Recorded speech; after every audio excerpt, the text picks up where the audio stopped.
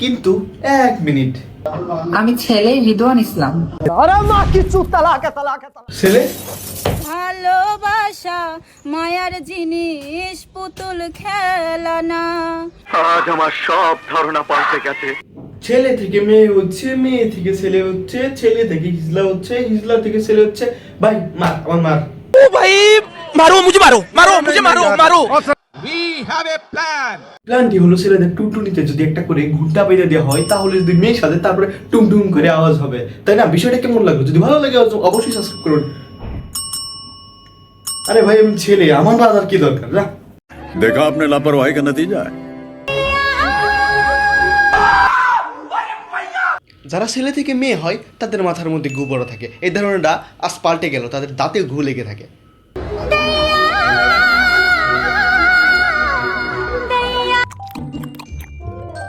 এটা গাল, শাহবাগীদের কলা খাইতে খাইতে গাল এখন হয়ে গেছে হীরার গুহা। কিছুদিন পরে জনিদাও বাংলাদেশে এসে ওর গালের মধ্যে ঘর বাড়ি বানায় থাকতে পারবে। সঠিক বলেছেন। ছাত্র দল নেতা রিদওয়ান বুকের মধ্যে ভরেছিল আন্ডার প্যান্ট, সেজেছে মেয়ে, আসলে সে গে। আমি কিচ্ছু শুনবো না, কোনো বারণ মানবো না। শোনাও লাগবে না, মানাও লাগবে না। হাসু আপা দেশে নাই, ইনকামও নাই, কি আর করবেন? এজন্য হাততালি দিয়ে খেতে হবে। একদম গুড ডিসিশন নিয়েছেন।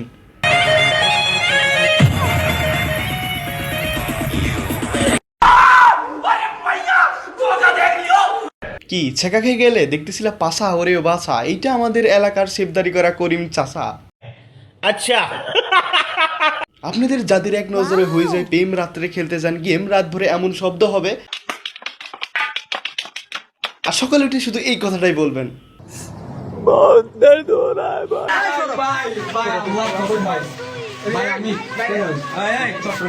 বাঙালি বলে কথা। অন্য একজন তো মেয়ে ভাবে শাহবাগীদের সাথে কথা বলেছিল, রাত্রে দেখা করতে গিয়েছিল, খেয়ে গেছে কট, অবশেষে দেখে তারও আছে একটা রড।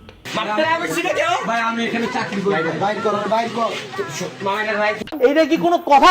কি আপনার কি রাগ হচ্ছে? তাহলে আমার সাবস্ক্রাইব বাটনে কিল ঘুষি যা ইচ্ছা মারতে পারেন। আর একটা কথা, শাহবাগের বিসি মনে করে একটা চাপ দিতে পারেন।